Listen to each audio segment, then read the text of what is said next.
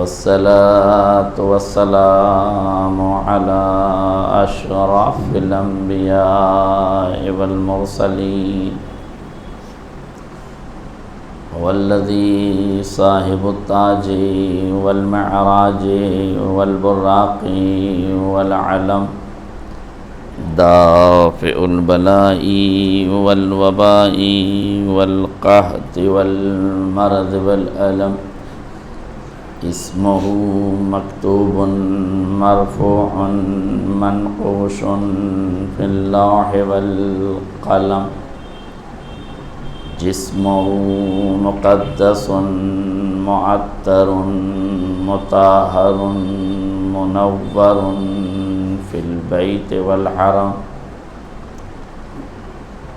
وصلى الله على سيد الثقلين ونبي الحرمين وإمام القبلتين محبوب رب المشرقين والمغربين مولى الكونين جد الحسنين أبي القاسم محمد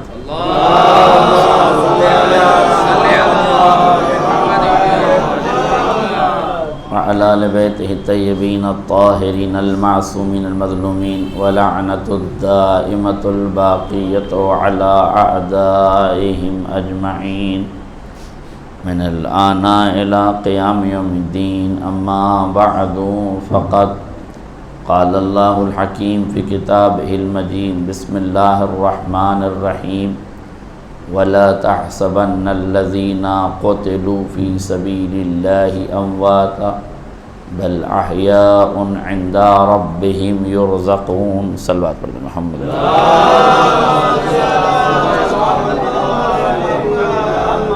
حضرات گرامی قدر بزرگان ملت دوستان عزیز خمسہ مجالس کی یہ میرے حصے کی تیسری سعادت ہے انشاءاللہ کل کی میرے حصے کی آخری ہے اور پرسوں سے مولانا نجیب الحسن زیدی صاحب جو ایک بہترین عالم متبحر خطیب بے مثیل اور ایک بہترین انسان ہیں، بچپن سے ہماری ان سے دوستی ہے اور وہ ایک نیک متقی شریف اور بہترین صاحب قلم بھی صاحب زبان بھی ہیں۔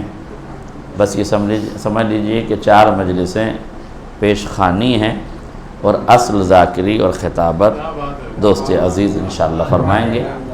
میری مجلس میں آپ آئیں چاہے نہ آئیں لیکن لوگوں کو خبردار ضرور کریں کہ ان کی مجلس میں ضرور آئیں۔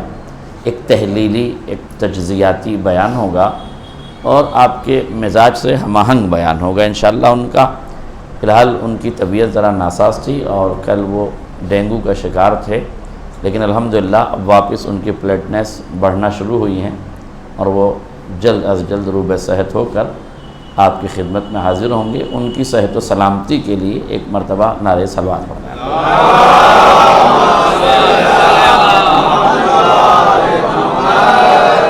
کربلا کا پس منظر، پیش منظر اور پس منظر، یعنی کربلا کے 3 منظر ہم نے بیان کرنا ہے، کربلا سے پہلے، کربلا میں اور کربلا کے بعد۔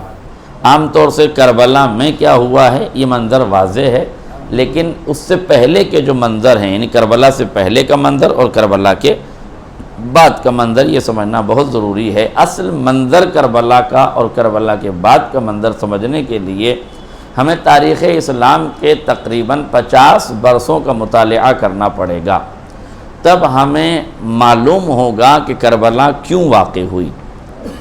سرکار سید الشہداء نے اپنے پورے کنبے کی قربانی کو کیوں قبول کر لیا؟ سرکار سید الشہداء صراط صبر پر استقامت کا مظاہرہ کیوں فرماتے رہے؟ آخر کیسے حالات پیدا ہوئے؟ کیا کیا ہوا کہ جن کے نتیجے میں مسائل پیدا ہوئے؟ میں نے کل آپ کی خدمت میں یہ عرض کیا تھا کہ وہ حسین ابن علی، مسلمانوں کے پاس 2 آپشن تھے، ایک یہ تھا کہ فرزند رسول کو خلیفہ مان لیں، ایک یہ تھا کہ ابو سفیان کے پوتے کو خلیفہ مان لیں۔ اب یہ امت کا مقدر تھا کہ عمران کے پوتے کو چھوڑ کر سفیان کے پوتے کو خلیفہ مان لیں۔ اور نتیجے اس کے واضح ہیں کہ عمران کا پوتا اگر خلیفہ بنتا تو حالات کچھ اور ہوتے، سفیان کا پوتا خلیفہ بنا تو اس کے عنوان کچھ اور ہوئے۔ اس لیے کہ یاد رکھیے گا، حکومت کسی کی بھی ہو، حکومت کسی کی بھی ہو، ہمیشہ دار و رسن کی بات کرتی ہے، خنجر و تلوار کی بات کرتی ہے، تخویف و تحریض کی بات کرتی ہے، کسی کو خوف دلا کے اپنی طرف لایا جاتا ہے، کسی کو لالچ دے کے اپنی طرف لایا جاتا ہے، کسی کے لیے سکوں کی تھیلیاں نچائی جاتی ہیں اور درہم و دینار کے سکوں پہ لوگوں کو خریدا جاتا ہے، کسی کے لیے تلوار دکھائی جاتی ہے۔ عقل و دانش کا فیصلہ کوئی سننے کو تیار نہیں ہے، عقل و خرد کا فیصلہ کوئی ماننے کو تیار نہیں ہے۔ لہذا غیر معصوم کی حکومت جب بھی قائم ہوتی ہے پروپیگنڈوں سے قائم ہوتی ہے، غیر معصوم کی حکومت جب بھی قائم ہوگی وہ سارے دروازوں کو بند کر کے اپنے دروازوں کو کھولنا شروع کرے گی۔ میں بنی امیہ کی تاریخ پڑھ رہا ہوں، میری مجبوری یہ ہے کہ میں پڑھوں گا کہیں، پہنچ جاؤں گا کہیں۔ یہ آپ کے ذوق سماعت پر نربھر ہے، منحصر ہے کہ آپ کس تاریخ کو سن کے کس تاریخ میں چلے جاتے ہیں۔ ہونا بھی یہی چاہیے کہ جتنا بتایا ہے اتنا پڑھ لیا تو فرشتہ صفت ہیں، مگر اس سے زیادہ پڑھ لیا تو آدم کی طرح کامیاب ہو گئے ہیں۔ لہذا اتنا نہ پڑھیے جتنا پڑھایا جائے، اس سے آگے سوچئے جو نہ بتایا جائے، اس لیے کہ کچھ نہ بتائی جانے والی باتیں اہم ہوتی ہیں، بتائی جانے والی باتیں اس کا سہارا ہوتی ہیں۔ حکومت یہ چاہتی ہے کہ اپنے دست و پا کو مضبوط کرے، اپنے بازوؤں کو مضبوط کرے، تو اس کے لیے تخویف کا بازار یعنی خوف و ہراس پھیلایا جاتا ہے، لالچ کا بازار گرم کیا جاتا ہے۔ ایک طرف خزانوں کے دہانے کھولے جاتے ہیں، ایک طرف تلوار کو بے نیام کیا جاتا ہے۔ نتیجہ یہ ہوتا ہے کہ جو ڈر کے آ جائے اسے خوف سے لایا جائے، اور جو ڈر نہ سکے اسے خرید لیا جائے۔ جو خریدا جا سکتا ہے اسے خرید لیا جائے، جو نہ خریدا جا سکتا ہے یا اسے ڈرایا دھمکایا جائے، اور ڈرانے دھمکانے پر بھی کام نہ چلے تو راستے سے ہٹا دیا جائے۔ پھر قاتل جو ہو اسے سمانت کر دیا جائے، اسے سیف اللہ کا خطاب دے دیا جائے۔ جسے مارا گیا ہے اب کیا کہیں کہ اس کو کیوں مارا گیا، تو مقتول کو مرتد قرار دے دیا جائے۔ یہ پالیسیاں عام رہی ہیں اور چلتی رہی ہیں، اور یہ پالیسیاں عام ہونے کے ساتھ ساتھ چلنے کے ساتھ ساتھ یہ کام کرتی رہی ہیں کہ پروپیگنڈے کے ذریعے سے میڈیا کو اپنے ہاتھ میں لیا گیا۔ اس لیے کہ جب تک میڈیا حکومت کا سپورٹ نہ کرے، حکومت دو چار قدم سے زیادہ چلنے کے قابل نہیں ہے۔ اس لیے صحافت اور صحافیت کو زندہ رکھا جاتا ہے، ان کو خریدا جاتا ہے۔ یاد رکھیے گا، افراد کا خریدنا اتنا اہم نہیں ہوتا، قلم کا خریدنا جتنا اہم ہوتا ہے، زبان کا خریدنا جتنا اہم ہوتا ہے۔ بندہ خرید کے ایک ووٹ لے سکتے ہیں، مگر بولنے والا خرید کے تقریروں سے ہنگامہ مچا سکتے ہیں، لکھنے والا خرید کے تحریروں سے اجالے قائم کیے جاتے ہیں۔ اس لیے کبھی قلم خریدے جاتے ہیں، کبھی زبانیں خریدی جاتی ہیں، اور زبانیں اور قلم جب خرید لیے جاتے ہیں تو حکومت پروپیگنڈا کرتی ہے۔ جب بکا ہوا خطیب منبر پہ جاتا ہے تو ایک سال نہیں 70 سال تک 70 منبروں سے علی کو برا بھلا کہا جاتا ہے۔ یہ بنی امیہ کی سازش ہی تو تھی کہ جن کی منقبتوں میں آیتیں اتری ہیں، جن کے مدح میں پیغمبر مدح گستردہ رہے ہیں، متواتر حدیثیں رہی ہیں، ان ساری حدیثوں کو پس پشت ڈال دیا گیا ہے، ان ساری آیتوں کے مصادیق کو پس پشت ڈال دیا گیا، اور 70,000 ممبروں سے گالیاں دی جانے لگی۔ یہ 70,000 ممبروں سے گالیاں نہیں دی جا رہی تھی، حکومت نے میڈیا کو خرید کر اپنے استحکام کی راہیں معین کی تھی۔ میرا جملہ واضح ہو جائے، آج کے دور میں مجھے تاریخ سمجھانا کوئی بہت مشکل کام نہیں ہے میرے عزیزوں، مگر یاد رکھیے گا سچا صحابی وہی ہوتا ہے جو سچا صحافی بن جائے۔ کاش میرا جملہ واضح ہو جائے. سچا صحابی وہی ہے جو سچا صحافی بن جائے. یہی وجہ ہے کہ ابو ذر کو ربضہ کیوں بھیجا گیا. علی نے جن کرداروں کو ڈھالنا تھا انہیں صداقت کی آئینے میں ڈالا, صحافت کی آئینے میں ڈالا, جرأت کے آئینے میں ڈالا, قوت گویائی ان کے ساتھ رکھی, ان کے اندر جرأت رکھی. ضعیفی ہے, لکڑی کا سہارا لے کے چلتے ہیں مگر جرأتیں جوان ہے, جسم ضعیف ہے مگر تکلم میں جوانی ہے. قوت گویائی ان کے پاس ہے, لکڑی لی, حاکم کے کلیجے پہ رکھی اور رکھنے کے بعد پوچھنے لگے یہ زکوٰۃ کا مال تیرے باپ کا مال تو نہیں ہے جو خاندانوں میں بانٹ رہا ہے. دیکھیے بڑا آسان تھا ابو ذر کے لیے کہ حاکم کے دربار میں جاتا, اس کے دسترخوان پر بیٹھتا اور یہ پوچھ لیتا حضور آپ اتنے بڑے بکرے کی اتنی بڑی ران کیسے کھا جاتے ہیں. میرا جملہ واضح ہو جاتا. پوچھ سکتے تھے ابو ذر سرکار آپ کا دسترخوان بڑا مشہور ہے. ابو ہریرہ جیسا راوی یہ کہتا ہوا نظر آتا ہے کہ کھانا ہو تو حاکم شام کے دسترخوان پر جاؤ, نماز پڑھنا ہو تو علی کے پیچھے جاؤ. کسی نے پوچھا بھئی یہ تضاد کیوں؟ کہا ذکر کی لذت علی کے پیچھے ہے, پیٹ کی لذت حاکم کے پیچھے ہے. توجہ کیجئے گا. تو کہنا تو یہی چاہیے تھا ابو ذر کو کہ بھئی بنی امیہ کے دسترخوان پر بیٹھنے والوں سے پوچھتے حضور آپ اتنا بڑا بکرا اکیلے کیسے کھا جاتے ہیں. مگر جب صحابیت کے دائرے میں ڈھلتی ہے تو صداقت کا عنوان بنتی ہے. جگر پہ چھڑی رکھی اور یہ پوچھا یہ مال تیرے باپ کا نہیں ہے جسے خاندان میں بانٹ رہا ہے, جسے اپنوں میں بانٹ رہا ہے. جب صحافیت زندہ ہوتی ہے تب حکومت کو احساس انصاف پیدا ہوتا اور نتیجہ یہی ہوا, نظریہ یہی ہوا کہ کنبہ پروری تو خلافت ثالثہ میں کی گئی مگر جن کرداروں کو آل محمد نے ڈھال کے رکھا تھا وہ صحابیت کا کردار تھا, وہ صحافیت کا کردار تھا. ربضے کو قبول کر لیا مگر زبان نہیں بیچی, بچوں کو یتیم ہونا قبول کر لیا مگر زبان نہیں بیچی. لفظ کہوں تو آسانی سے کہہ سکتا ہوں ابو ذر کا گھر نیلام کر دیا گیا, ربضہ بھیج دیا گیا, شہر سے نکال دیا گیا مگر یہ ابو ذر تھا. گھر گرا دیا گیا مگر خوش ہے, باہر بھیج دیا گیا مگر خوش ہے. کیوں خوش ہو؟ انہوں نے بتایا جب تم حق کی راہ پہ چلو گے تو مصیبتیں ساتھ آئیں گی. مصیبتوں کے آنے کے بعد گھبرانا کمال نہیں ہے, شکر کے سجدے کرتے ہوئے چلے جانا. مصیبتیں دامن گیر ہوں گی. لہذا ابو ذر کو ربضہ بھیج دیا گیا مگر یہ صحابی ہی نہیں ہے, صحافی بھی ہے, حق کا پیغام اجاگر کر رہا ہے. خلافت کا دور چلتا رہا. میرے جو توجہ کیجئے گا کس طریقے سے حالات کو اپنے ہاتھ میں لیا گیا. دو کام کیے گئے, بہت توجہ سے سنیے گا. حکومت نے 11 ہجری کے بعد آنے والی حکومت نے دو کام کیے. پروپیگنڈے کے سارے ارکان اپنے پاس رکھے. یہی تو استمپ ہے نا کسی حکومت کا, یہی تو ایک استمپ ہے نا, نہیں توجہ کر رہے, یہی تو استمپ ہے نا, اسے خرید لیا گیا. دوسرا استمپ تھا جوڈیشی, عدالتیں, ہے نا. عدالتوں کا کیا کیا گیا؟ حکومت اور عدالت کو ایک ہی پیرائے میں رکھا گیا. جو عدالت تھی وہی حکومت تھی, جو حکومت تھی وہی عدالت تھی. نتیجہ یہ ہوا کہ رسول کی بیٹی مقدمہ ہار گئی. آپ نے غور نہیں کیا, رسول کی بیٹی, شریعت رسول کی, دین رسول لے کر آئے, قرآن رسول لے کر آئے, آیتیں ان کے سینے پہ اتری. جس دہلیز پر اسلام پروان چڑھا وہی اسلام کی پروردہ پالنے والی ذات اپنا مقدمہ عدالت میں لے کے گئی تو حکومت جیت گئی, عصمت ہار گئی.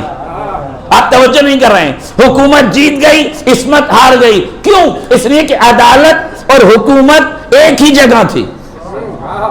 آپ توجہ نہیں کر رہے ہیں.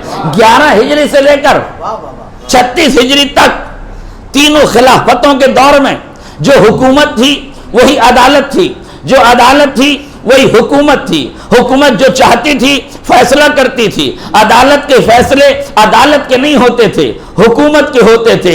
اس لیے کہ جب قلم بک جائے, جرأتیں بک جائیں, حقیقتیں بک جائیں تو پھر حکومت کو اختیار ہوتا ہے جیسے چاہے کام کرے. میں 11 ہجری کے بعد کی حکومت کی بات کر رہا ہوں. میں اپنے لفظوں کا ذمہ دار ہوں, کسی کی سوچ کا ذمہ دار نہیں ہوں. اب نشیب میں پانی جائے تو میں ذمہ دار نہیں ہوں. ایک صلوات پڑھیں محمد اور آل محمد پر.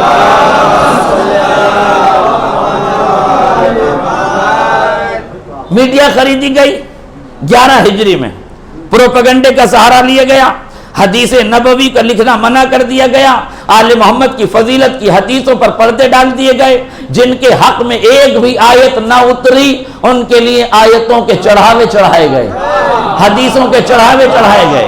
نہیں توجہ کر رہے ہیں؟ ایک لفظ کہہ دوں تاکہ صحیح صحیح کتابوں کی صحیح صحیح باتیں بھی آپ تک پہنچ جائیں, صحیح صحیح باتیں بھی آپ تک پہنچ جائیں. وہ بیٹی جو پیغمبر کی ایک لوتی بیٹی تھی, اس کے لیے حضرت بخاری کو 4 روایتیں ملی ہیں. جو 18 برس ساتھ رہتی ہے اس بیٹی کے لیے 4 حدیثیں ہیں. جو ابھی ابھی ایمان لا کے داخل اسلام ہوئے ہیں ان کے لیے 25 ہزار حدیثوں کا چڑھاوا ہے.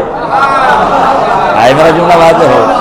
یہ اور بات ہے کہ جب عظمت کے ترازو میں, میزان عظمت میں 4 حدیثوں کو زہرا کے ساتھ رکھا گیا اور 25,000 حدیثیں غیروں کے ساتھ رکھی, تو کائنات نے دیکھا کہ 25,000 چڑھاوے کی حیثیت نہ تھی, 4 حدیثیں سب پہ غالب آ گئی.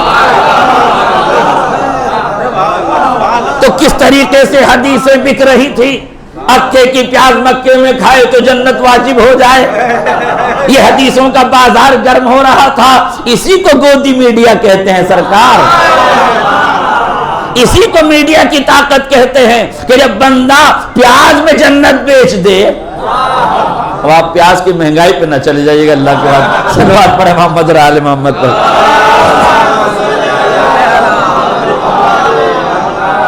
ہوا تھا کہ نہیں؟ مکے کی پیاز, اکے کی پیاز, مکے کی پیاز جو کھائے اس پہ جنت واجب. یہ حدیثوں کا سلسلہ تھا کہ نہیں؟ یہ حدیثیں کیوں گڑھی جا رہی تھی؟ کس کی شان میں گڑھی جا رہی تھی؟ یہ جنتیں کیوں بانٹی جا رہی تھی؟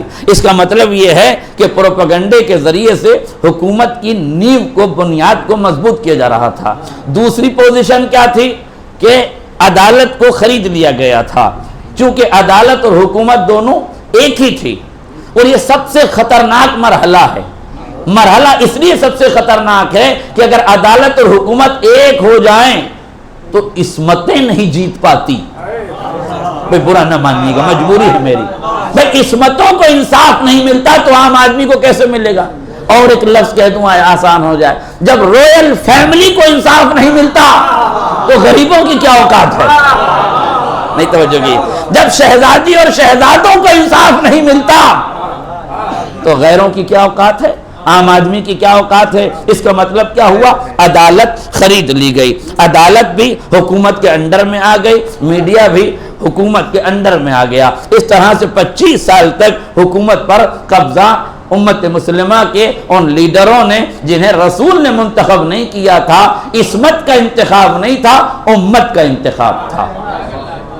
اس نے کہ امت کا انتخاب اور ہے, عصمت کا انتخاب اور ہے. پوری دنیا جانتی ہے عصمت کے انتخاب کا نام غدیر ہے, امت کے انتخاب کا نام ثقیفہ ہے. مرضی ہے تمہاری عصمت کے انتخاب کے ساتھ چلے جاؤ یا امت کے انتخاب کے ساتھ چلے جاؤ. ہم تو شروع سے یہی کہہ رہے ہیں نا, تمہاری مرضی ہے, تمہاری قسمت ہے. 2 آپشن تمہارے پاس ہیں, حسین بھی خلیفہ ہیں, یزید بھی اپنے آپ کو خلیفہ کہہ رہا ہے. تمہاری مرضی ہے, فرزند رسول کے پاس چلے جاؤ یا فرزند رسول کے پاس چلے جاؤ, لفظ بدلو, یا عمران کے بیٹے کی خلافت کے قائل ہو جاؤ یا سفیان کے بیٹے کی خلافت کے قائل ہو جاؤ. مرضی ہے تمہاری. مگر یہ یاد رکھنا کہ سفیان 8 ہجری میں ایمان لایا ہے, بلکہ ایمان بھی میری غلطی ہے کہنا, اسلام لایا ہے. ایمان اور ہے, اسلام اور ہے. ایمان تو زندگی بھر نہیں لائے.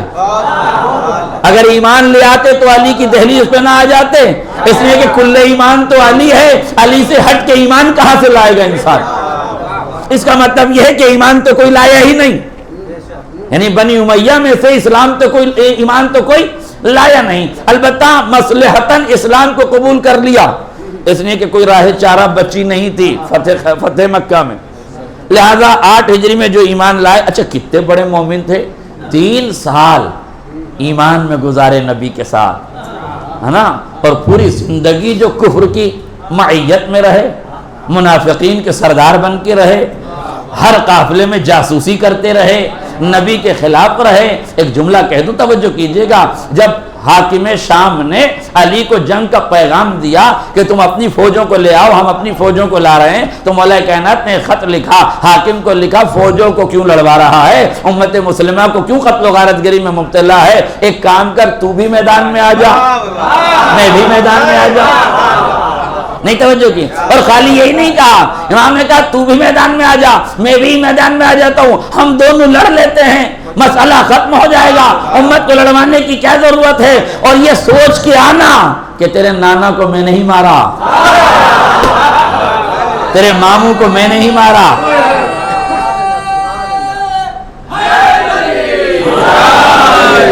تیرے نانا کو میں نہیں مارا۔ ہاں، یہ نہج البلاغہ میں موجود ہے، امام کا خطبہ، امام کا مکتوب موجود ہے۔ حاکم شام کو لکھا، تو آ جا میدان میں، ہم دونوں لڑ لیتے ہیں، مگر یہ دھیان رکھنا، تیرے نانا کو ہم نے مارا، تیرے بابا کو ہم نے مارا، تیرے چچا کو ہم نے مارا۔ آئے میرا جملہ واضح ہو جائے، اتنے خاندان والے ہم مار چکے ہیں، یہ سوچ کے آنا کہ ان میں سے کوئی نہ بچا تو تو کہاں سے بچ کے جائے گا۔ اور یہی بات تو جناب زینب نے دربار شام میں کہی تھی، جب یزید نے یہ شعر پڑھا تھا، لست من خندف ان لم انتقم بنی احمدا، اگر میں نے انتقام بنی احمد سے نہ لیا تو میں بھی خندف کا بیٹا نہیں۔ جناب زینب نے ہی کہا تھا، محلن محلہ یزید رک رک، ٹھہر ٹھہر، رک جا، جاتا کہاں ہے، اتنی جلدی کیا ہے، کیا کہہ رہا ہے، میں خندف کا بیٹا نہیں، اگر بنی احمد سے انتقام نہ لو، رک جا، کس خندق کی بات کرتا ہے، اچھا انہی کی بات کر رہا ہے جو بدر میں مارے گئے، جو احد میں مارے گئے، جو خندق میں مارے گئے، تو سن، انہیں کسی اور نے نہیں، میرے باپ کی ذوالفقار نے مارا، کسی اور نے نہیں، میرے باپ کی ذوالفقار نے مارا ہے۔ محلن محلہ، اب جملہ سنیے، شہزادی فرماتی ہے، محلن محلہ، رک جا، کسے یاد کر رہا ہے، تجھے معلوم نہیں ہے، تیرے باپ کے نانا کو، تیرے باپ کے ماما کو، جملہ واضح ہو جائے، تیرے باپ کے ماما کو، تیرے باپ کے نانا کو، تمہارے عزیزوں کو، تمہارے رشتہ داروں کو جب وہ عالم کفر میں تھے ہم ہی نے مارا ہے۔ اب گھبرا مت، اپنے ان بزرگوں پہ فخر نہ کر، وہ علی کی تلوار سے مارے گئے تھے، جہنم میں ان کی ہڈیاں سلگ رہی ہیں، انتظار کر، تو بھی عنقریب وہی جانے والا۔ ایک صلوات پڑھ دے محمد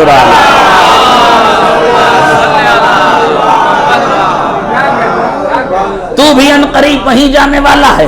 تو آپ نے غور کر دیا، میں پھر اپنے موضوع پہ پلٹ رہا ہوں، منظر کے ساتھ پس منظر بھی سمجھتے جائیے کربلا کا، کربلا کے منظر کے ساتھ پیش منظر کے ساتھ پس منظر بھی سمجھتے جائیے۔ میں پیش منظر کی بات کر رہا تھا، حکومت نے کیا کیا، صحافت پہ قبضہ کیا، عدالت کو قبضے میں لیا، عدالت کو قبضے میں لینے کا نتیجہ یہ ہوا کہ پیغمبر اسلام کے نام پر قائم کیا جانے والا نظام اسلامی، رسول کی جگہ پر امت کے انتخاب سے بیٹھنے والا خلیفہ وقت، خلیفہ رسول، نبی کی ایک لوتی بیٹی کو باغ فدق نہیں دیتا، نہ نبی کی تحریر کی کوئی عزت رہ گئی، نہ نبی کی پارہ جگر کے بیان کی کوئی اہمیت رہ گئی۔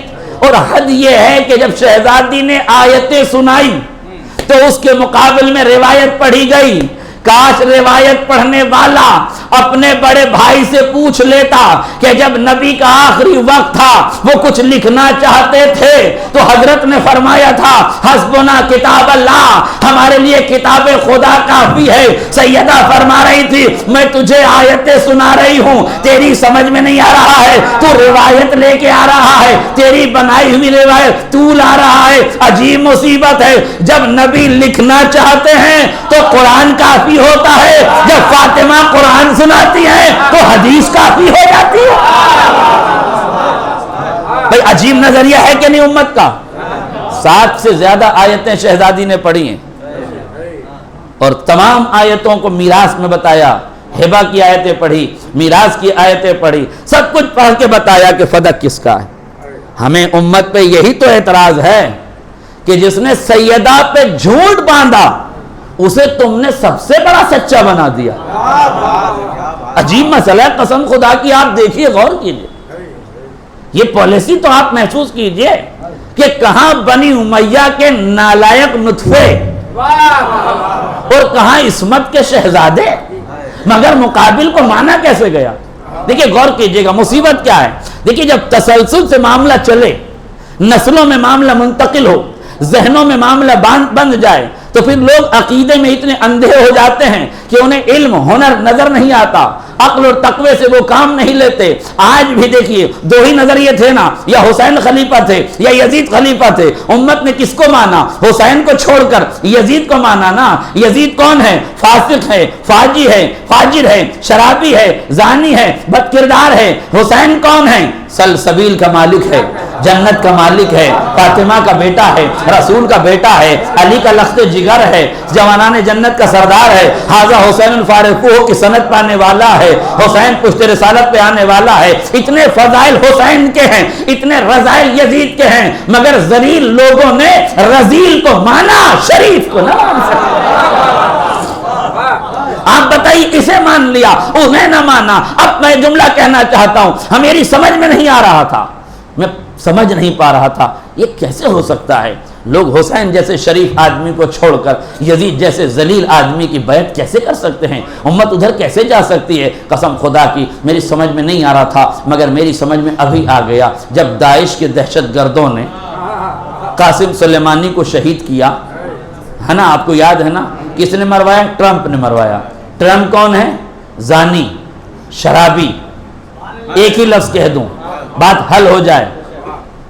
ٹرمپ ہے شرابی، قاسم سلیمانی ہے نمازی۔ نہیں توجہ کر رہے آپ؟ قاسم سلیمانی نمازی، ٹرمپ شرابی۔ امت کے دو گروہ ہو گئے، کچھ لوگ سلیمانی کی طرف گئے، کچھ لوگ ٹرمپ کی طرف گئے۔ میری سمجھ میں ہی نہیں آیا کہ نمازی کو چھوڑ کے مسلمان شرابیوں کی طرف کیوں چلا گیا، مگر جن کے آبا و اجداد شراب خانے میں پیدا ہوئے وہ نمازیوں کے ساتھ نہ کل ہوئے نہ آج ہوئے۔ ایک صلوات پڑھنے محمد اور آل محمد۔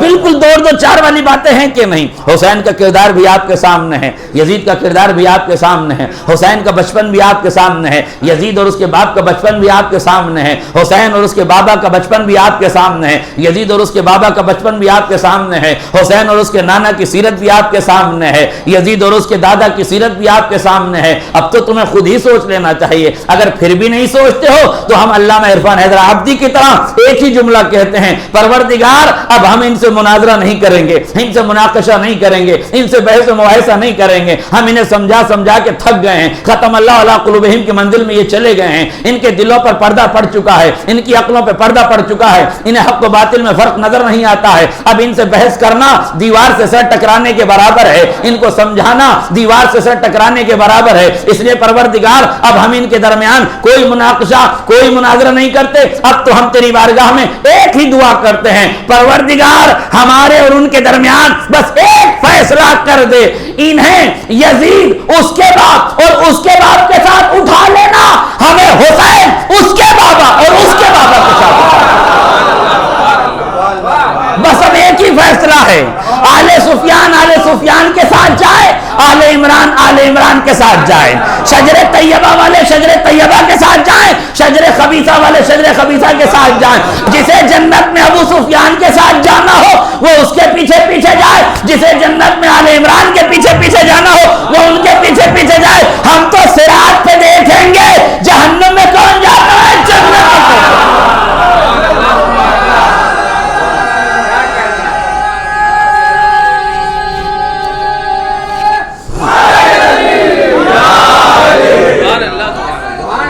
بہت زیادہ مناظرہ ہو گیا،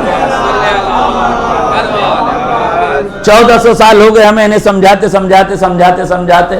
پروردگار اب ان کی سمجھ میں نہیں آتا، اب تو ہی انہیں سمجھ لے، اور تیرے سمجھنے کا مطلب یہی ہے کہ مالک تو انہیں ان کے والوں کے ساتھ اور ہمیں ہمارے والوں کے ساتھ اٹھا دے. رضینا قسمت الجبار فینا لنا علم وللجہال مال. پروردگار ہم تیری اس قسمت پر راضی ہیں کہ ہمیں علم دے دے اور جاہلوں کو مال دے دے. مطلب بالکل واضح ہے, ہمیں مدد العلم کی بارگاہ دے دے, انہیں مال ابو سفیان دے دے. یہ جہاں جانا چاہیں اپنے حساب سے جائیں, ہمیں کوئی مطلب نہیں ہے, مگر تاریخ سمجھانے کی ہماری ذمہ داری ہے. اس لیے کہ جو باشعور لوگ اس وقت بیدار ہو رہے ہیں ان کو سمجھانا بہت ضروری ہے. یہ اور بات ہے کہ جو بیدار ہو رہے ہیں ان کی بھی ایک پریشانی ہے. محترم عقیل بادامی صاحب گجرات کے خطیب ہیں, گجراتی زبان میں خطابت کرتے ہیں, ہم سے تھوڑی سی دوستی ہے, عزت کرتے ہیں.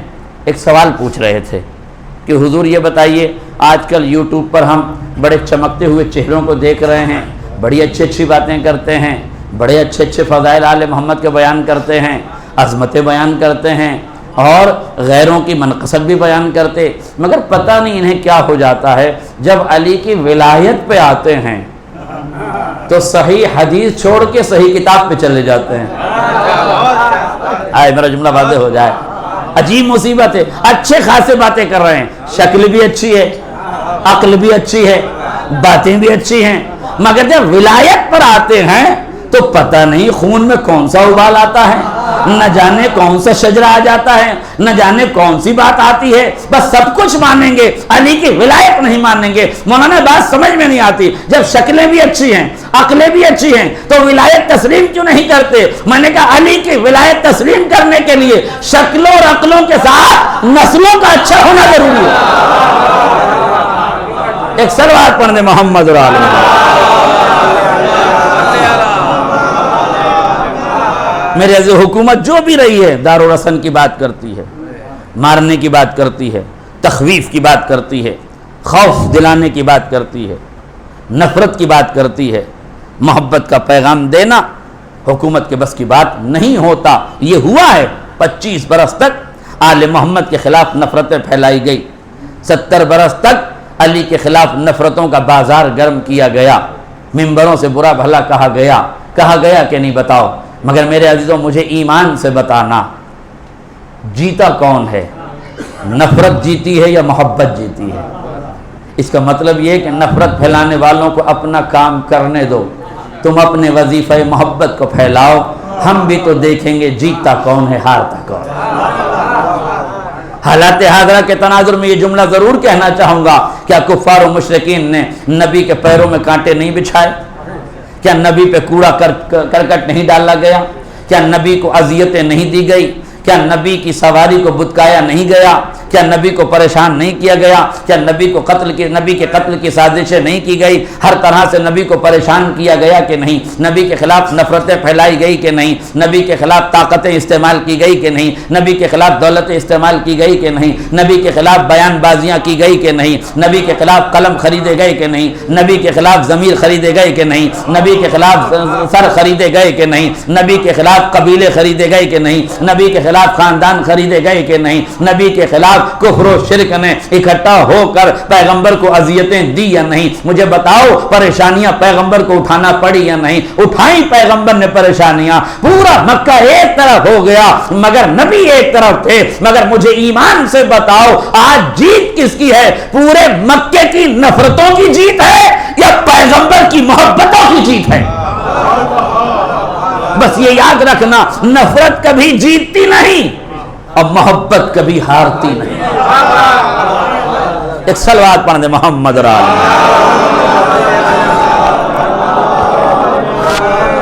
پھیلانے دیجئے, جس کو جتنی نفرت پھیلانی ہے پھیلانے دیجئے, اس لیے کہ یہ ممکن نہیں ہے کہ سانپ کے منہ سے موتی نکلنے لگے. جو ظرف میں ہوگا وہ چھلکے گا, جو ظرف میں ہوگا وہ چھلکے گا. سانپ کے منہ سے کبھی سیپ نہیں نکلے گی, موتی نہیں نکلے گا, مگر یاد رکھیے گا جو ظرف میں ہوگا وہی چھلکے گا. الشقی شقی فی بطن امہ والسعید سعید فی بطن امہ. جو اچھا ہے وہ اچھا ہے, بطن مادر ہی سے اچھا ہے. جو برا ہے وہ برا ہے, بطن مادر ہی سے برا ہے. جنہوں نے گھٹی میں نفرت پی ہے وہ نفرت ہی اگلیں گے, اس لیے کہ جو گھٹی میں پلایا جاتا ہے وہی اگلا جاتا ہے. اس لیے آپ پریشان نفرتوں سے نہ ہوا کریں، نفرت والوں کو اپنا کام کرنے دیں، ان کی شجروں کی مجبوری ہے کہ وہ نفرت کے علاوہ محبت پیش نہیں کر سکتے، مگر آپ فرش عزا پہ بیٹھے ہیں، آپ کی ذمہ داری ہے محبت سے کام لیں۔ حسین محبت کا نام ہے، یزید نفرت کا نام ہے۔ آپ کی مرضی ہے یزید کی طرف جا کے نفرتیں پھیلانے لگ جائیں، حسین کی طرف آ کے محبتیں پھیلانے لگ جائیں۔ آپ کی مرضی ہے۔ امت مسلمہ کو کھلا چیلنج ہے، کھلا اعتبار سے کھلی بات میں امت مسلمہ سے کہنا چاہتا ہوں، تمہاری مرضی ہے، جدھر چاہو چلے جاؤ، لیکن یہ یاد رکھنا یزید کبھی نہیں جیتا، حسین کبھی نہیں ہارے۔ یزید کبھی نہیں جیتا اور حسین کبھی نہیں ہارے، ہمیشہ حسین جیتے ہیں، یزید ہارا ہے۔ حکومتوں نے جو بھی سازشیں رچی ہیں، سازشیں ناکام ہوئی ہیں۔ اب غور کیجئے گا، صحافت کو خریدا گیا، صداقت کو پامال کیا گیا، قلم خریدے گئے، تحریر کو بدنام کیا گیا، جرأتوں کو پامال کیا گیا، جسارتوں کو سر پہ چڑھایا گیا۔ نتیجہ یہ ہوا کہ قاتلوں کو سمانت کیا گیا، زناکاروں کو القاب سے نوازا گیا۔ یہ کام 11 ہجری سے شروع ہوا اور 36 ہجری تک یہ کام مسلسل ہوتا رہا۔ ان 36 ہجری میں گویا 11 ہجری سے 36 ہجری تک ان 25 برسوں میں صحافت کو خریدا گیا اور حکومت اور عدالت کو ایک ہی پیرائے میں رکھا گیا۔ جب علی کی حکومت آئی تو مولا نے سب سے پہلے آ کے یہ 2 کام کیے۔ پہلے تو صحافت کے قدموں سے زنجیریں کھولی، اسے آزاد کیا، صداقت کا بول بالا کیا۔ وہ عدالت جو حکومت کی دہلیز پر سجدے کر رہی تھی، اسے اس سجدے سے اٹھایا اور اسے آزاد بنا کر انصاف کرنے کی صلاحیت پیدا کی۔ غور کیجئے گا، حکومت اور عدالت 11 ہجری سے لے کے 36 ہجری تک ایک ہی دربار میں رہی۔ عدالت اور حکومت ایک ہی قانون کے تحت چلتی رہی۔ یہ علی کا قانون تھا۔ سب سے پہلے علی نے کائنات میں عدالت کو حکومت سے الگ کیا۔ مولا عدالت کو حکومت سے الگ کیوں کر رہے ہیں؟ کہ تاکہ اگر حاکم دوران حکومت کرپشن میں مبتلا ہو تو اسے معلوم ہو کہ کرسی سے اترنے کے بعد عدالت کے کٹ گھرے میں کھڑا ہونا پڑے۔ آپ یقین کر لیجئے، اس ملک عزیز کا کوئی گھوٹالا پکڑا نہ جاتا اگر علی کا احسان اس ملک پہ نہ ہوتا، حکومت الگ اور عدالت الگ نہ کی جاتی۔ حکومت کو الگ کیا، عدالت کو الگ کیا۔ سب سے پہلے علی نے اپنے دور حکومت میں یہ کام کیا۔ جیسے ہی اپنے دور حکومت میں یہ کام کیا، الد الخصام یہودیوں کو کہا گیا، یہودیوں نے آزمائش شروع کی۔ علی نے جو یہ فارمولہ تیار کیا ہے، حکومت کو عدالت سے ہٹا دیا ہے، ذرا دیکھا تو جائے اس میں سچائی کتنی ہے، اس میں حقائق کتنے ہیں، اس میں حقیقت کتنی ہے۔ علی خود اپنے نظریے پہ قائم ہے کہ نہیں؟ علی کے خلاف اگر مقدمہ دائر کیا جائے تو عدالت میں لڑنے کا حق ہوگا کہ نہیں؟ ایز حاکم علی ہیں، ان کے خلاف مقدمہ جائے۔ اس لیے تو علی نے حکومت اور عدالت کو الگ کیا، تاکہ اگر علی حاکم کی حیثیت سے ہو اور عام آدمی ان پہ مقدمہ کر دے تو عدالت کو ادھیکار ہو کہ حاکم کے خلاف مقدمہ درج کر لے۔ یہ ہوا کہ نہیں؟ ایسا ہوا۔ یہودی نے کیا کیا؟ علی کے گھوڑے کی زین چرا لی، زین چرا لی۔ علی نے پکڑ کے کہا، بھائی یہ میرے گھوڑے کی زین ہے، تو کہاں لے کے جا رہا ہے؟ اس نے کہا، سرکار یہ میرے گھوڑے کی زین ہے۔ علی نے کہا، میرے گھوڑے کی زین ہے۔ کہنے لگا، اچھا چلیے عدالت میں فیصلہ کر لیں۔ علی حاکم وقت ہیں، نہیں توجہ کر رہے آپ، کوفے کے حاکم ہیں علی۔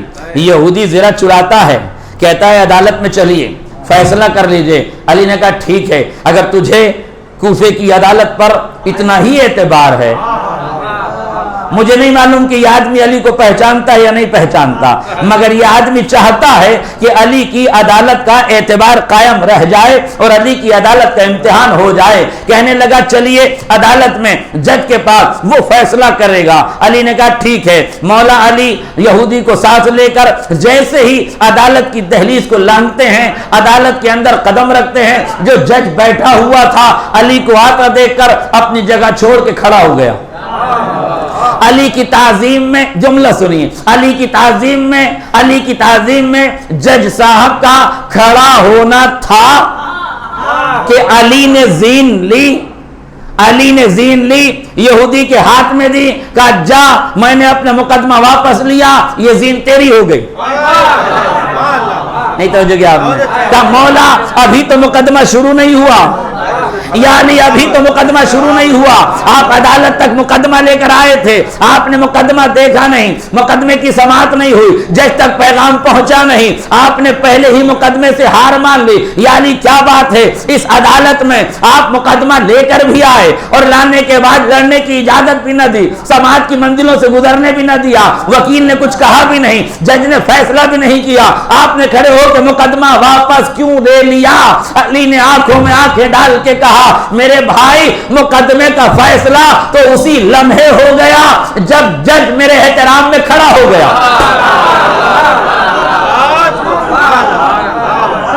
جب جج میرے احترام میں کھڑا ہو گیا، جیسے ہی جج میرے احترام میں کھڑا ہوا، تیرے ہاتھ سے، تیرے دماغ سے، تیرے ضمیر سے فوراً مقدمہ رخصت ہو گیا۔ تو نے جیسے ہی جج کو کھڑے ہوتے ہوئے دیکھا تو سمجھ گیا یہ مجھے جانتا نہیں ہے، اس لیے میرے احترام میں تو کھڑا ہوا نہیں، ہم دونوں کے علاوہ کوئی عدالت میں آیا نہیں، اس کا مطلب ہے جج صاحب اس آنے والے کے لیے کھڑے ہوئے ہیں۔ تو جب جج جس کے احترام میں کھڑا ہو جائے، آئے میرا جملہ واضح ہو جاتا، جج جس کے احترام میں کھڑا ہو جائے پھر اس کے خلاف فیصلہ دینے کی ہمت نہیں کر سکتا۔ علی نے فرمایا چونکہ اس عدالت میں جج کے اس رویے نے علی کی عدالت کو مجروح کیا ہے، اس لیے علی نے مقدمہ واپس لے لیا۔ اس کے کھڑے ہوتے ہی تیرے ذہن سے مقدمہ نکل گیا، یہ جو ذہنی اذیت تجھے ہوئی ہے علی کی عدالت اتنا بھی برداشت نہیں کرتی۔ آئے میرا جملہ واضح ہو جائے، علی کی عدالت اتنا سا بھی ظلم برداشت نہیں کرتی۔ عدالت میں ظلم ہو علی کیسے برداشت کر سکتے ہیں؟ علی نے کہا چونکہ جج کو کھڑا نہیں ہونا چاہیے، اس لیے پوری دنیا کا قانون ہے کہ جب جج آئے گا تو سب کو کھڑا ہونا ہے، پر جج اپنی کرسی پہ بیٹھا رہے گا، کسی کے آنے سے کھڑا نہیں ہوگا۔ کیوں کھڑا نہیں ہوگا؟ اس لیے کہ اگر آنے والے کے احترام میں کھڑا ہو گیا تو حاکم کا یہ روب و دبدبا مجبوروں کو مقدمہ ہارنے پر مجبور کر دے۔ دیکھیں علی کے بنائے ہوئے قانون، قسم خدا کی، آئے تو امت علی کی دہلیز پر، آئے تو باب مینت العلم پر، آئے تو شہر علم کی وسیعت کی وسیع کی بارگاہ میں آئے اور سمجھے تو صحیح علی کے بنائے ہوئے قانون۔ علی کس ذات کا نام ہے، علی کس شخصیت کا نام ہے، علی کس اعتبار کا نام ہے، علی کس معیار کا نام ہے، علی کس منار کا نام ہے، علی کس میزان کا نام ہے۔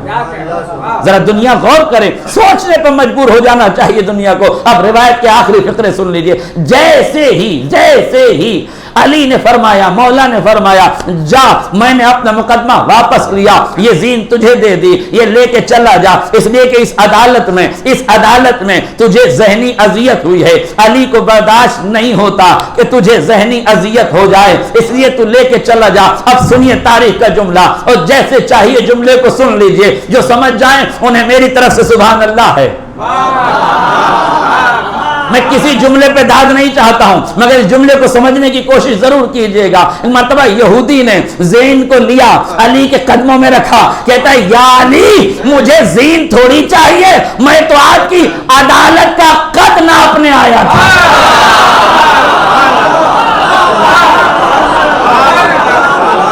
یا علی میں تو آپ کی عدالت،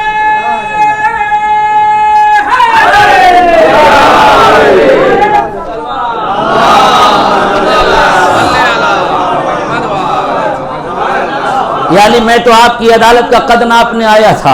اب آپ نے محسوس کیا علی نے ابو ذر غفاری میثم تمار جیسے لوگوں کو تیار کیا تاکہ حکومت وقت کے خلاف آواز بلند کر سکیں۔ کسی کی زبان میں اتنی تاثیر عطا کی کہ زبان کٹ جائے مگر حق کے خلاف نہ جائے، زبان کٹ جائے مگر حق پر باقی رہ جائے۔ کسی کے قلم میں اتنی طاقت دی ہے کہ اسے ربضہ بھیج دیا جائے مگر صحابیت اور صحافیت کی صداقت پامال نہ ہونے پائے، تو صحافیت کا اعتبار علی نے رکھا، صداقتوں کا اعتبار علی نے رکھا، جرأتوں کا اعتبار علی نے رکھا، شجاعتوں کا اعتبار علی نے رکھا، عدالتوں کا اعتبار علی نے رکھا۔ غور کیجئے گا، عدالت کا اعتبار علی نے رکھا۔ اسی لیے مولا کائنات نے، اب 2 جملے اور سن لیجئے، میں نے گفتگو کو تمام کر دی۔ علی نے خلافت حق تھی، علی کی خلافت علی کا حق تھا، مگر علی نے چھوڑ دیا۔ حق مانگا نہیں، حق لیا نہیں، حق کے لیے تلوار نہیں اٹھائی، اپنے حق کو چھوڑ دیا۔ یا علی، اگر آپ نے حق چھوڑا ہے تو اس کا مطلب یہ کہ حق کو چھوڑنا اچھی بات ہے، تو پھر یہ بتائیے سیدہ نے حق مانگا کیوں؟ اگر حق مانگنا اچھی بات ہے، سیدہ نے مانگا ہے، تو پھر آپ نے حق چھوڑا کیوں؟ توجہ کیجئے گا، اگر حق مانگنا بری بات ہے نعوذ باللہ، تو سیدہ نے مانگا کیوں؟ اگر حق چھوڑ دینا اچھی بات ہے، آپ نے چھوڑ دیا، تو سیدہ نے مانگا کیوں؟ بات واضح ہے کہ نہیں؟ علی نے حق کیوں نہیں لیا؟ سیدہ نے حق کیوں مانگا؟ توجہ فرمائیے گا، مولا بات سمجھ میں نہیں آتی۔ دونوں معصوم ہیں، دونوں ایک ہی گھر میں ہیں، ایک ہی رشتے میں بندھے ہوئے ہیں، پیغمبر سے دونوں کی نسبت ایک ہی جیسی ہے۔ مولا وہ بھی معصومہ ہیں، آپ بھی معصوم ہیں، وہ بھی معصومہ ہیں، آپ بھی معصوم ہیں، وہ بھی عالمہ ہے، آپ بھی عالم ہیں، وہ بھی عادلہ ہیں، آپ بھی عادل ہیں، وہ بھی عابدہ ہے، آپ بھی عابد ہیں، وہ بھی زاہدہ ہے، آپ بھی زاہد ہیں، وہ بھی مرضیہ ہے، آپ بھی مرتضیٰ ہیں۔ وہ راضیہ مرضیہ ہے، آپ مرتضیٰ ہیں، وہ راضیہ مرضیہ ہے، آپ مرتضیٰ ہیں، وہ فاطمہ ہیں، آپ علی ہیں، وہ زہرا ہیں، آپ مرتضیٰ ہیں۔ دیکھ غور کیجئے گا، درجہ دونوں کا برابر ہے، بس فرق یہ ہے آپ شوہر ہیں، وہ زوجہ ہے۔ بھئی صرف اتنا سا فرق ہے، باقی فضیلتوں میں، منقبتوں میں کوئی فرق نہیں ہے۔ بلکہ اگر میں ایک روایت اور پیش کر دوں تفضیل کی تو یہ بھیجا نہ ہوگا۔ حکم رب ہے، پیغمبر اگر تجھے خلق کرنا مقصود نہ ہوتا تو کائنات نہ بناتا، کائنات نہ بناتا، اور علی کو نہ خلق کرنا ہوتا تو تجھے نہ بناتا۔ وَلَوْلَا فاطمہ لَمَا خَلَقْتُكُمَا، اور اگر فاطمہ نہ ہوتی میں تم دونوں کا نہ بناتا۔ دیکھیں توجہ کیجئے گا، مجھے حضرت صدیقہ طاہرہ کی طرف نہیں جانا ہے، مجھے تو ان 50 برسوں کے حالات آپ کو پیش کرنے ہیں۔ 25 برسوں کے حالات تک میں آپ کو لے آیا ہوں، کوشش کروں گا کہ اگلے مجلس میں اگلے 25 سال کو بیان کر کے کربلا کا منظر اور پس منظر، پیش منظر کے بعد کربلا کا پس منظر بتا دوں اور گفتگو مکمل ہو جائے۔ حق علی نے چھوڑا کیوں؟ حق سیدہ نے مانگا کیوں؟ دیکھیں توجہ کیجئے گا، سیدہ نے حق مانگا نہیں، حق مانگنا سکھایا۔ کاش میرا جملہ واضح ہو جائے، توجہ سے سنیے گا، سیدہ نے حق مانگا نہیں، حق مانگنا سکھایا۔ کیسے مانگا سیدہ نے حق؟ چاہتی سیدہ تو بنی ہاشم کو، جوانوں کو اکٹھا کرتی، حکومت کی سمپتی کو آگ لگا دیتی، پانی میں زہر گھول دیتی۔ نہیں توجہ کر رہے آپ؟ استبل کے گھوڑوں کو لے لیا جاتا، حکومت کی آمدنی کو خراب کر دیا جاتا، حکومت کے مسائل کو توڑ دیا جاتا، مگر سیدہ نے ایسا کچھ نہیں کیا، نہ کوئی پروٹیسٹ کیا، نہ استبل کے گھوڑے لیے، نہ کوئی ظلم کیا، نہ کوئی زیادتی کی، نہ کچھ کیا، بلکہ صرف شرافت کے ساتھ جا کر اپنے حق کا مطالبہ کیا۔ سیدہ کائنات کو حکومت سے حق مانگنے کا سلیقہ سکھا رہی تھی، حق نہیں مانگ رہی تھی۔ ارے جس کے ہاتھوں کا دھون ہیرے جواہرات میں تبدیل ہو جائے اسے فدق کی ضرورت کیا تھی؟ یاد رکھیے گا، دولت کی تڑپ ان غریبوں کو ہوتی ہے جنہوں نے نہ دیکھ کے دولت دیکھی ہو۔ آج میرا جملہ واضح ہو جائے، آپ دیکھ رہے ہیں نا وہ رئیس زادے جو کبھی غربتوں میں پلے تھے اپنی دولتوں پہ اتراتے ہیں، مگر جو خاندانی رئیس ہو وہ دولتوں پہ اتراتے نہیں ہیں۔ نہیں توجہ کریں آپ، اتراتے نہیں ہیں۔ یہی وجہ ہے کہ فدق کو لوٹنے والے خاندانی رئیس نہیں تھے، خربوزے کے چھلکے چبانے والے، غربت میں پلنے والے لوگ۔ انہیں کیا کیا معلوم دولت کیا ہے؟ یہ فاقہ کش لوگ کیا جانے کہ دولت کسے کہتے ہیں؟ ان کی تو للچائی ہوئی نظر باغ فدق پہ پڑ گئی تو پھر وہ امیدیں بیدار ہو گئی کہ جب زندگی میں کبھی اتنی دولت دیکھی نہیں تھی، اب حکومت کے تخت پہ بیٹھ کے ساری بچپن کی امیدیں بڑھائی ہیں۔ ایک صلوات پڑھ دے محمد اور آل محمد۔ یاد رکھیے گا، میں نے جملہ عرض کر دیا اور آپ نے سن لیا، دولت کا دکھاوا وہی کرتا ہے جس نے غربت میں جنم لیا ہو، جس نے دولت دیکھی نہ ہو، جب دیکھ لے تو دیوانہ ہو جاتا ہے، پاگل ہو جاتا ہے۔ مگر جو خاندانی رئیس ہوں، جو خاندانی زمیندار ہوں، دولت مند ہو، انہیں دولت غرور میں مبتلا نہیں کرتی، دولت انہیں شکر میں مبتلا کرتی ہے۔ نہیں توجہ کریں آپ، انہیں دولت دیکھ کے کچھ نہیں ہوتا، مگر کیا ہوا؟ فدق دیکھا گیا، لوٹ لیا گیا۔ سیدہ کو فدق کی دولت نہیں چاہیے تھی، تاریخ کو بتانا تھا حکومت سے حق مانگنا ضروری ہے، مگر اپنا حق مانگنے کے لیے دوسروں کے حق کو پامال نہیں کرنا چاہیے۔ آج اگر سیدہ کے بتائے ہوئے راہوں پر، توجہ سے جملہ سنیے، اگر آج سیدہ کے بتائے ہوئے راہوں پر عمل کر لیا جائے تو پھر یاد رکھیے گا کسی بھی دور میں حکومت سے حق مانگنے کے لیے ٹرینوں کو جلایا نہیں جائے گا، بسوں کو جلایا نہیں جائے گا، غریبوں کا خون نہیں چوسا جائے گا، مکانوں کو نذر آتش نہیں کیا جائے گا، اس لیے کہ حق مانگنا بری بات نہیں ہے، مگر اپنا حق لینے کے لیے دوسروں کا حق پامال کرنا اچھی بات نہیں ہے۔ اس لیے سیدہ نے حق مانگنا سکھایا، حق نہیں مانگا۔ غور کیا آپ نے کہ نہیں؟ حق مانگا نہیں بلکہ حق مانگنے کا سلیقہ سکھایا۔ حق مانگو، ادلہ کے ذریعے سے مانگو، براہین کے ذریعے سے مانگو، جو حکومت ہے اسے عدالت کے عنوان سے چیلنج کرو، اپنا حق ضرور مانگو۔ ہاں یہ اور بات ہے کہ جب حکومت اور عدالت ایک ہی جگہ جمع ہو جائیں گی تو انصاف ربی کی بیٹی کو نہیں ملتا تو پھر غیروں کو کہاں سے ملے گا؟ تو سیدہ نے حق مانگا نہیں بلکہ حق مانگنا سکھایا۔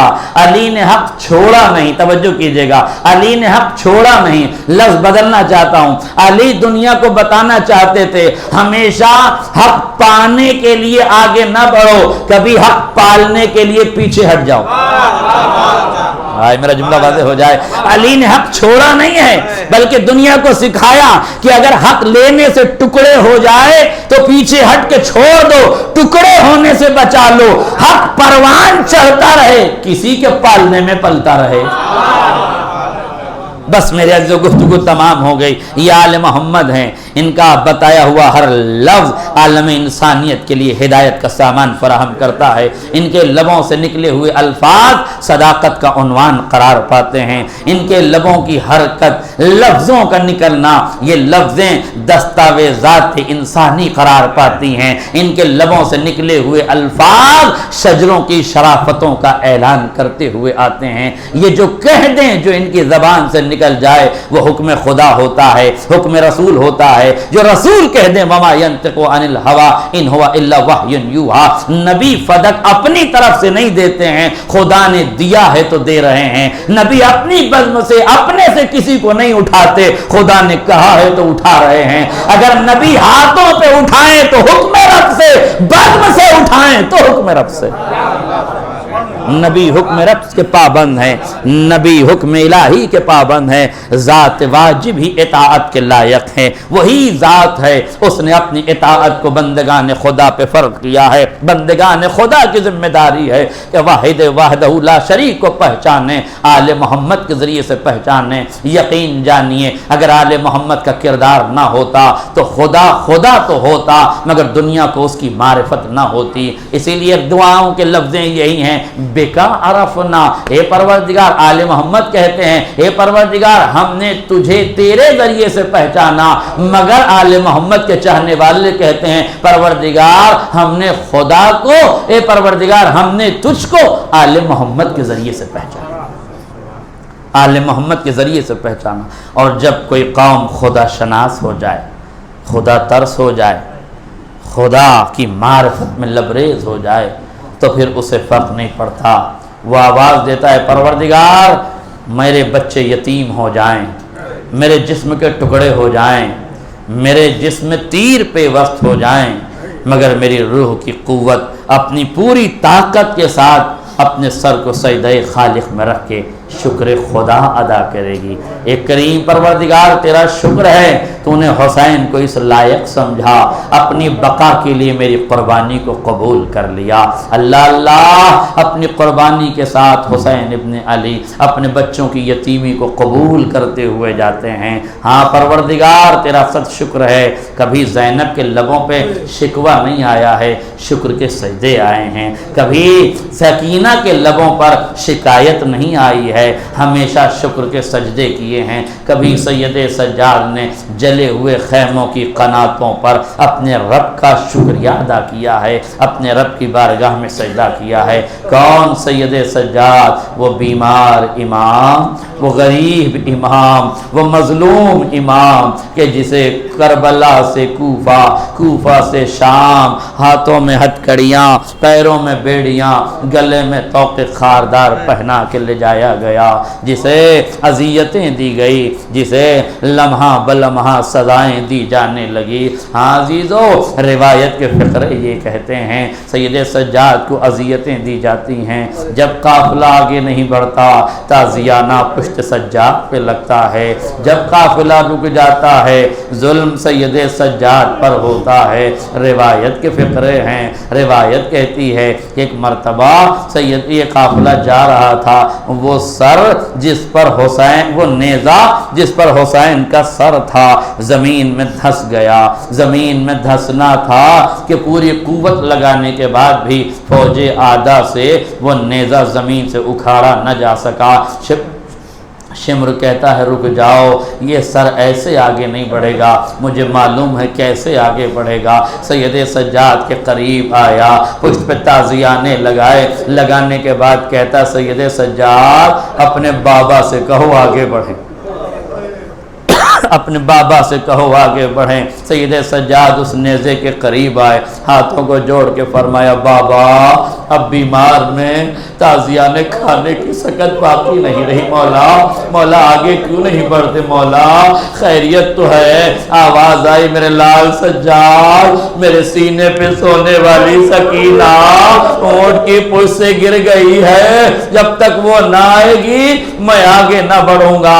سید سجاد متوجہ ہوئے، پھوپھی اماں غضب ہو گیا، ارے جس ناکے سے سکینہ باندھی گئی تھی نا، وہ ناکہ اس ناکے سے سکینہ گر گئی ہے۔ لادارو روایت کہتی ہے جناب زینب ڈھونڈنے کے لیے بڑھی، کیا دیکھا ایک معظمہ ہے، سکینہ کو آغوش میں لیا ہوا ہے، سر پہ دست شفقت پھیر رہی ہیں۔ جناب زینب نے دیکھا نا، دل بھر آیا، اے مومنہ تیرا شکریہ، ابھی تک اس یتیمہ کو کسی نے سر پہ ہاتھ نہیں رکھے تھے، اس 4 برس کی یتیمہ کو کسی نے رخسار پہ تماچے مارے، کسی نے کانوں سے بالیاں کھینچی، کسی نے چادر کھینچی، کسی نے دامن میں آگ لگائی، اور شمر نے یہ ظلم کیا کہ اونٹ کی ننگی پشت سے سیدہ سکینہ کو باندھ دیا۔ آپ جانتے ہیں جناب سکینہ کو اونٹ کی پشت سے کیوں باندھا گیا تھا؟ تاکہ شمر یہ چاہتا تھا کہ جتنی جلدی قافلہ چلے گا اتنی جلدی مجھے انعام مل جائے گا، اس لیے قافلے کو جلدی چلانے کے لیے اس نے کہا اونٹوں کو جلدی چلانا پڑے گا، اس لیے اس نے سکینہ کو اونٹ کی پشت سے باندھ دیا۔ آپ کو یاد نہیں ہوگا، ابھی دبئی میں کچھ برسوں پہلے ہیومن رائٹ نے قانون بنا کے اسے منع کیا ہے۔ عرب کے شقی القلب لوگ جب اونٹوں کی ریس کرواتے تھے، اونٹوں کی ریس کرواتے تھے تو اونٹ کو تیز دوڑانے کے لیے اس کی گردن میں کسی یتیم بچے کو باندھ دیا کرتے تھے، کسی غریب بچے کو باندھ دیا کرتے تھے، اس لیے کہ وہ غریب بچہ جب روتا تھا تو اونٹ بلبلاتا تھا اور تیزی سے بھاگتا تھا، اس کی آواز جب اس کے کانوں میں پڑتی تھی تو اونٹ تیزی سے بھاگتا تھا۔ اس طرح وہ ریس جیت لی جاتی تھی۔ جب ہیومن رائٹ نے یہ پابندی لگائی تو ایک ٹیپ ریکارڈ میں بچوں کی آواز ڈالی جاتی ہے اور بچوں کے رونے کی آواز اس کی گردن میں باندھی جاتی ہے جس سے ان کو دوڑایا جاتا ہے۔ اب آپ کی سمجھ میں آیا سکینہ کو اونٹ کی پشت سے کیوں باندھا گیا تھا؟ جیسے جیسے اونٹ چلے گا سکینہ چیخیں گے پکاریں گے، ویسے ویسے اونٹ تیز دوڑے گا، جیسے جیسے اونٹ تیز دوڑے گا ویسے ویسے قافلہ جلدی جلدی۔ جزاکم ربکم خیر الجزا۔ خدا آپ کو کوئی غم نہ دے سوائے غم مظلوم کربلا کے۔ لڑ میں نے گفتگو تمام کر دی۔ یہ ماہ سفر ہے، اسی ماہ سفر میں حضرت سکینہ کی شہادت کی تاریخ ہے نا، اس لیے شہادت کی تاریخ ہے۔ روایت کے فقرے سن لیجئے۔ روایت کہتی ہے جب سیدہ سکینہ نے اپنے بابا کو قید خانے میں خواب میں دیکھ لیا ہے، سکینہ مچل گئی ہیں، رونے کی آواز حاکم کے دربار تک پہنچی، پوچھا کیا بات ہے؟ یہ زندان شام میں شور شرابہ کیسا؟ کسی نے کہا حسین کے سینے پہ سونے والی سکینہ مچل گئی ہے، اس نے اپنے بابا کو خواب میں دیکھا ہے۔ یزید کہتا ہے پھر حسین کا کٹا ہوا سر سکینہ کے پاس بھیج دو، شاید کچھ قرار آ جائے۔ لو عزاداروں، روپوش سے چھپا کر ایک طبق میں رکھ کر حسین کا سر زندان شام میں لایا گیا، روپوش ہٹایا گیا، جناب سکینہ کی آغوش میں حسین کا کٹا ہوا سر دے دیا گیا۔ میں نے پڑھ دیا، آپ نے سن لیا۔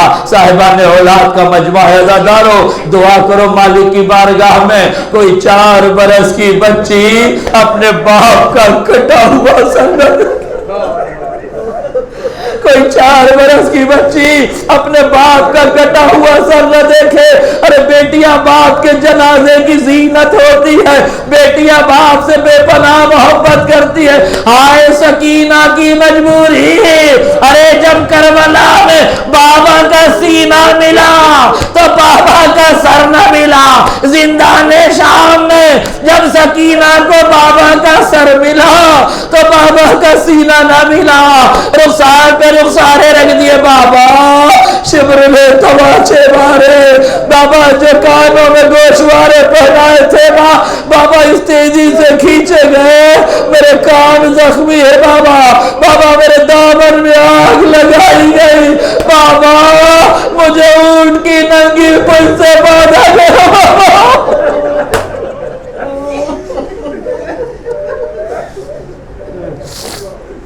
بس آخری فکر جزاکم ربکم خیر الجزا۔ روایت کے فکر خدا آپ کو کوئی غم نہ دے سوائے غم مظلوم کربلا کے۔ خدا ان آوازوں پر رحمت نازل کرے، بانیان عزا کی اس عزا کو قبول فرمائے، سامعین عزا کی زحمت کو قبول فرمائے۔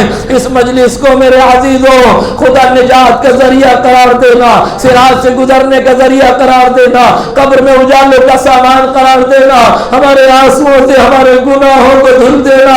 کریم پروردگار تجھے واسطہ حسین ابن علی کا، تجھے واسطہ سکینہ کی غربت کا، جہاں جہاں حسین کے عزادار ہیں نا ان کی حفاظت کرنا، ہر ظلم سے انہیں محفوظ رکھنا، ملت تشیع کو محفوظ رکھنا۔ لو آخری فکرے سنو، سکینہ نے رخسارے پہ رخسارے رکھے اور فریاد شروع کی، فریاد کرتے کرتے سکینہ کی آواز بند ہو گئی، رخسارہ رخسارے پہ رہ گیا۔ سید سجاد نے آہستہ سے سکینہ کی طرف رخ کیا، عجب نہیں کسی بیوی نے کہا سجاد ارے بہت دنوں کے بعد سکینہ سوئی ہے، اسے نہ جلا، مگر سجاد نے جیسے ہی نم پہ ہاتھ رکھا آواز تو پیا انا للہ و انا الیہ راجعون، میری بہن سکینہ دنیا سے رخصت ہو۔ عزیز صاحب مالی سبتین کی روایت کے مطابق غسالوں کو بلایا گیا، غسل دیا گیا۔ لوگ پوچھتے ہیں غسالوں کو کیوں بلایا، غسالہ سے غسل کیوں دلوایا؟ میرے عزیز سنیں گے، غسالہ سے غسل دلانا بھی آل محمد کی مظلومیت ہے۔ ارے قیدیوں کو اتنی اجازت نہ تھی کہ اپنے مرنے والوں کو نہلا سکیں، اپنے مرنے والوں کو کفن پہنا سکیں، اس لیے غسالہ بلائی گئی۔ غسالہ آئی، غسل خانے میں گئی، سکینہ کی ننھی سی لاش کو دیکھا، ایک مرتبہ کپڑا اتارنے لگی، جیسے ہی کرتے پہ ہاتھ رکھا چیخ مار کے باہر پلٹی، ہاتھوں کو جوڑ کے کہنے لگی جناب زینب سے اے بی بی بس ایک بات بتا دو، اس بچی کو کون سی بیماری تھی؟ اس کا کرتا اس کے جسم سے جدا نہیں ہوتا۔ زینب نے سر گلا پیٹ لیا. اے بی بی ایسا نہ کہو, ہم آل محمد ہیں, ہمیں کوئی بیماری نہیں ہوتی. ارے یہ سکینہ اونٹ کی ننگی پشت سے باندھی گئی تھی, جیسے جیسے اونٹ چلتا تھا ارے جسم کا کرتا جسم میں پیوست ہوتا چلا جاتا تھا. غسل مکمل ہوا, سید سجاد نے اپنی جلی ہوئی ابا کے دامن میں جناب سیدہ کو لپیٹا, زندان میں چھوٹی سی قبر بنائی, اپنے ہاتھوں پہ جنازہ لیا. سید سجاد بہت دیر تک یہ سوچتے رہے, اے سکینہ قبر اندھیری ہے, تجھے اندھیرے سے ڈر لگتا تھا, میں کیسے قبر کے حوالے کروں. قبر سے 2 ہاتھ برآمد ہوئے, میرے لال سجاد, میرے سینے میں سونے والی سکینہ میرے حوالے کر دو. سجاد نے, مولا نے سکینہ کو حوالے کیا, ہاتھوں کو جوڑ کے کہا مولا معاف کیجئے گا, آپ نے امانت دی تھی. رخسار پہ تماچوں کے نشانات تھے, پشت پہ تازیانوں کے نشانات تھے, جسم زخمی نہ تھا, کانوں کی لبیں زخمی نہ تھی. اے مولا آپ کا بیٹا اتنا مجبور اپنی بہن کو مظالم سے بچا نہ سکتا.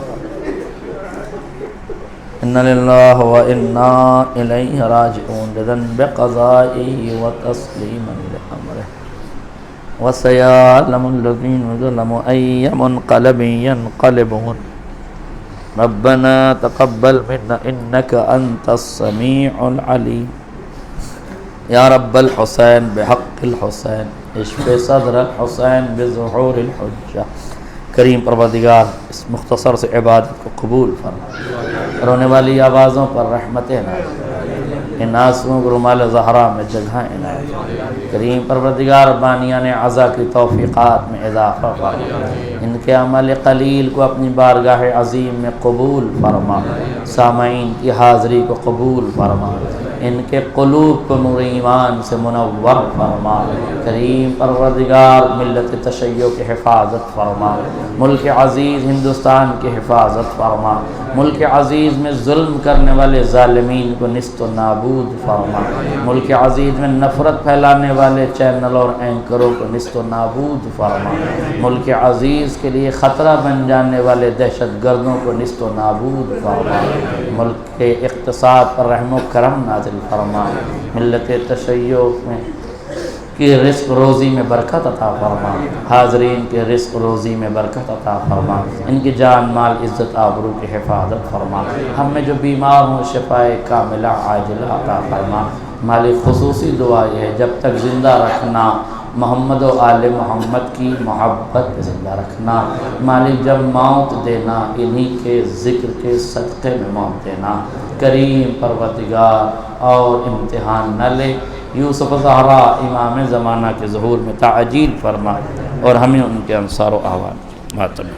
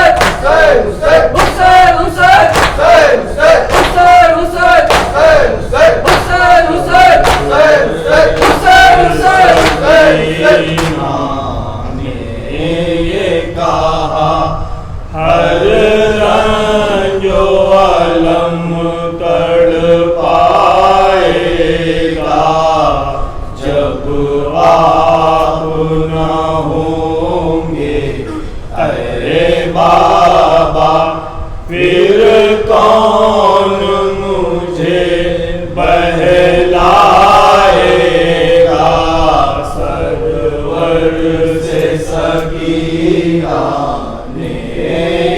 کہا ہر رنج و الم تڑ پائے گا جب آپ نہ ہوں گے اے بابا پھر کون مجھے بہلائے گا سرور سے سکینہ نے یہ کہا ہر رنج و الم تڑ پائے گا جب آپ نہ ہوں گے اے بابا پھر کون مجھے بہلائے گا باقی نہ رہیں گے اس بن میں جب آپ کے کوئی آور بھی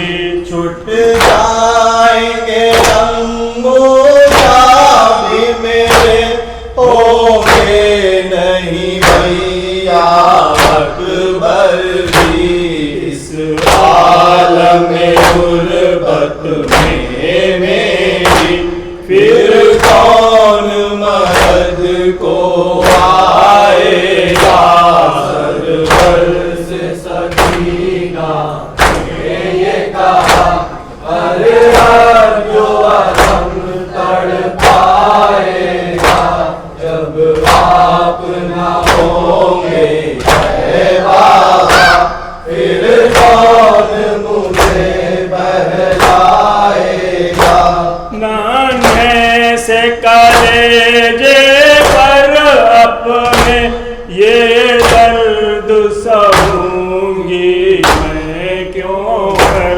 مر جاؤں گی بھرتے غیرت سے میں گھر و بلا میں گھٹ گھٹ کر اس دشت بلا میں اے بابا جب پردہ میرا چھن جائے گا سرور سے سکینہ نے یہ کہا ہر رنج و الم تڑ پائے گا جب آپ نہ ہوں گے اے بابا پھر کون مجھے بہلائے گا بابا میں ہر ایک سو حسرت سے بس دیکھتی رہ جاؤں گی آئے گا نہ کوئی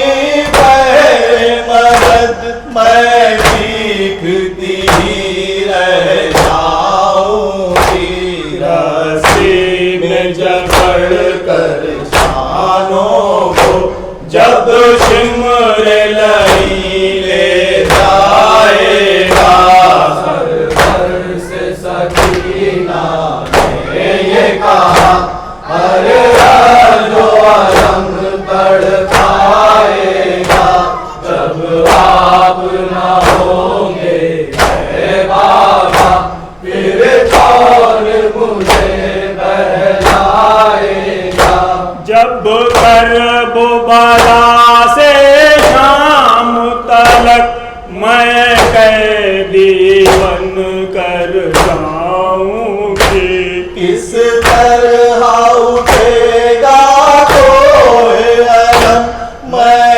جیتے جی مر جاؤں گی اس پشت پہ میری اے بابا جب لئی برسائے گا سرور سے سکینہ نے یہ کہا ہر رنج و الم تڑ پائے گا جب آپ نہ ہوں گے اے بابا پھر کون مجھے بہلائے گا اس دشت میں اپنی غربت پر روئے گی بہت قسمت اپنی دکھلاؤں گی کس کو اے بابا بگڑی ہوئی وہ حالت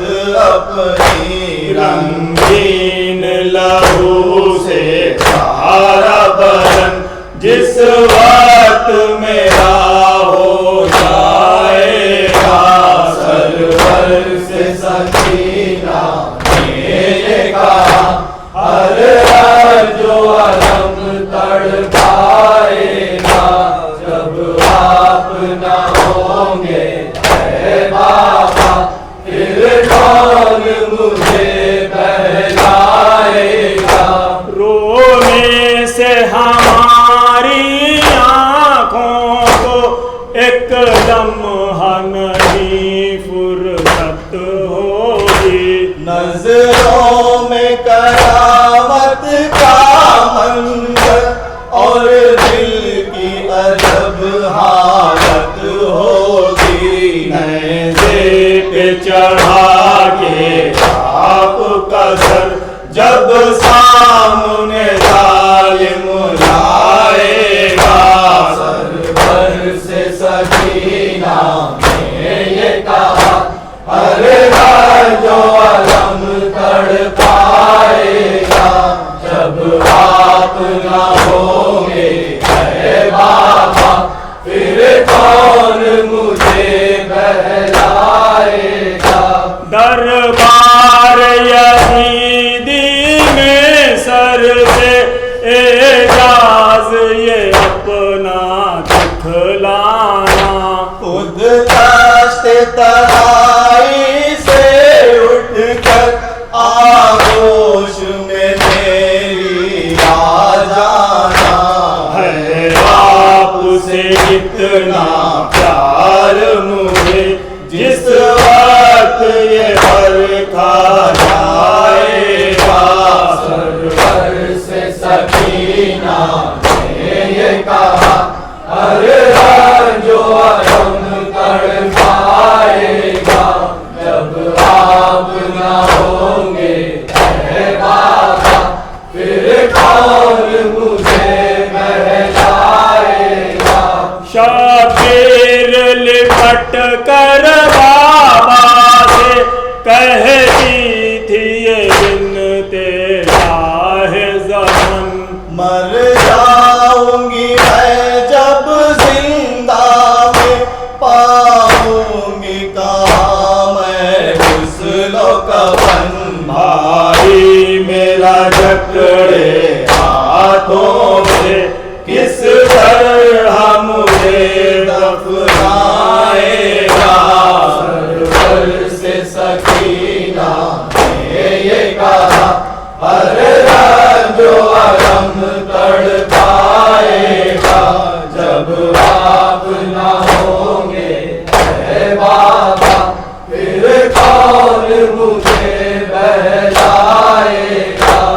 سرور سے سکینہ نے یہ کہا، ہر رنج و علم تڑپائے گا، جب آپ نہ ہوں گے اے بابا، پھر کون